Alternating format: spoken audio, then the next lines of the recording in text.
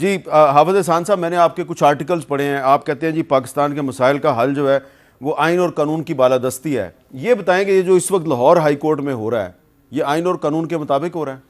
دیکھیں میر صاحب، ایک تو پہلے آپ کا بہت شکریہ کہ آپ نے موقع دیا. میں اس کو ذرا براڈ کینوس کے اوپر لے کے جاؤں گا کہ کیا ہم نے بحیثیت قوم یا بحیثیت لیڈرز یا بحیثیت انسٹیٹیوشن جو ہے وہ اپنی ہسٹری سے کچھ سیکھا ہے کہ 1947 سے لے کے 2023 کے اندر ہم آگے ہیں، تو کیا ہم آگے جا رہے ہیں کہ پیچھے جا رہے ہیں؟ آپ یہ دیکھ لیں کہ 1947 سے لے کے 56 تک ایک کانسٹیٹیوشن کرائسس آیا. پھر جب 56 کا کانسٹیٹیوشن ہم نے ختم کیا تو پھر ایک ڈکٹیٹر جو تھا وہ 62 کا کانسٹیٹیوشن لے کے آیا. اس نے کہا میری مرضی کے مطابق چیزیں چلیں گی. اس کے بعد پھر ہم نے 71 کا ایک انٹرم کانسٹیٹیوشن لے کے آئے، اور جب ہم 73 کانسٹیٹیوشن کے اندر آئے تو آج آپ کے سامنے دیکھ لیں کہ ڈیسائیڈ ہم نے یہ کیا کہ اس ملک کے اندر جمہوریت ہوگی. اب کیا وہ جمہوریت یا کیا وہ لیڈرز یا کیا پارلیمنٹ نے وہ لیجسلیشن کی ہے؟ آنسر اس کا یہ ہے کہ پاکستان کے اگر سارے انڈیکس دیکھ لیں، چاہے آپ کی جوڈیشری ہے، چاہے آپ کا سوشل سیکٹر ہے، چاہے آپ کی ایجوکیشن ہے، چاہے آپ کی انویسٹمنٹ کے اندر دیکھ لیں، تو دنیا کے لوسٹ کے اندر آتے ہیں.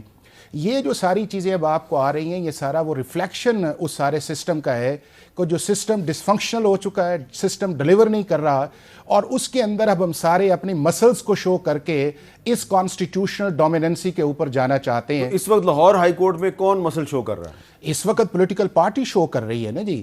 اور اس کے اندر میرا یہ ہے کہ اگر آپ کو پتہ ہے کہ آپ نے یہاں پہ آنا ہے تو یہ ہماری لا انفورسمنٹ ایجنسیز کی رسپانسبلٹی ہے کہ وہ اس چیز کو انشور کرتے کہ ہم نے ہائی کورٹ کے اندر اس طرح کا مجمع جو ہے پولیٹیکل پارٹی جو کر رہی ہے اس کی وجہ یہ ہے کہ لا انفورسمنٹ ایجنسیز مکمل طور پہ ناکام ہو گئی ہیں لاہور میں. ڈیفینیٹلی وہ آپ کو نظر آ رہا ہے نا اس چیز کے اندر کہ جب آپ کو یہ پتہ ہے کہ ایک پولیٹیکل پارٹی کا لیڈر یہاں پہ آ رہا ہے اور اس نے ہائی کورٹ کے اندر جانا ہے، اور میرا خیال ہے کہ کینال پارک ویو سے لے کے 10 منٹ کا بھی راستہ نہیں ہے، تو ان ساری چیزوں کو سیکیور کیا جاتا کہ یہ چیزیں ہیں جی.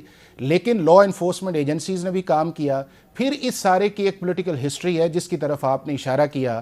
چاہے پیپلز پارٹی ہے تو وہ اپنے بندے لے کے آیا کرتی تھی احتساب کے اندر اور ہائی کورٹس کے اندر، اور پھر آپ کو پتہ ہے اس طرح مسلم لیگ نون تھی، وہ اپنے بندے لے کے آیا کرتی تھی اور ان مسلز کو شو کرتی تھی اور ایکسٹرا آرڈینری ریلیف جو ہے وہ مانگتی تھی.